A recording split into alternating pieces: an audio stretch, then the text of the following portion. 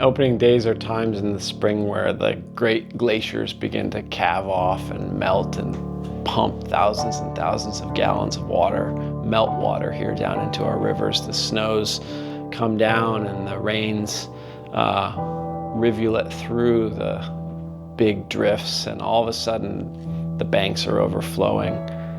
Great limbs are carried down the river and pull parts of the bank off, and anarchy is loosed upon the world, and the river becomes ungovernable. And we have these tumultuous, great openings to our seasons where all of a sudden everything's turbulent and the water's all churned up. We get something a little bit anarchic, something a little bit uncontrollable and ungovernable. I think there's something really beautiful about that.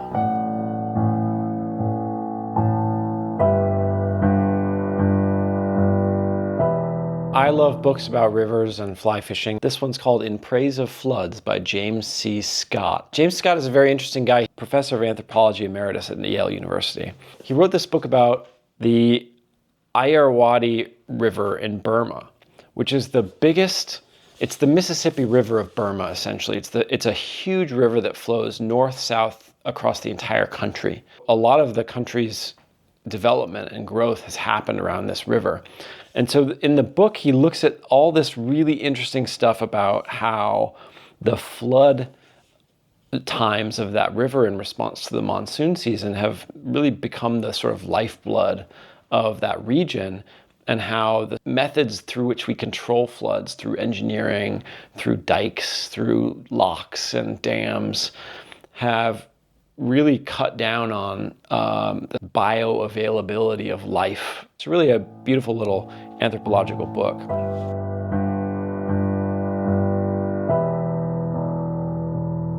There's a really cool sort of interlude where Scott enlists the help of two Burmese who do a rundown of local gods that are known as Nats, N-A-T-S. All of these different regions and all these different places inside of Burma near the river have these different Nats, these different gods.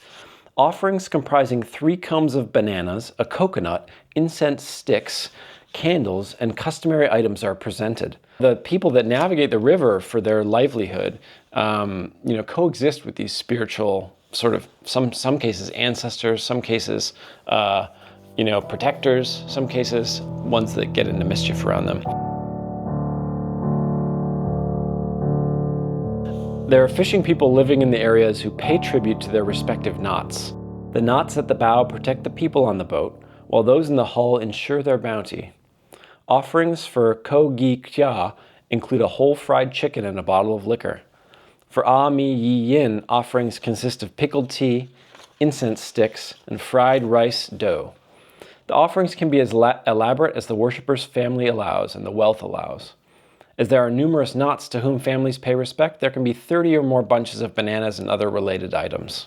And it made me think a lot about what it is that we do in our preparation for the fishing season and how we ultimately get ready and prepare and what we do. I just love the idea of sticking a bottle of blackberry brandy in a container of Zin in the kind of bow of the drift boat.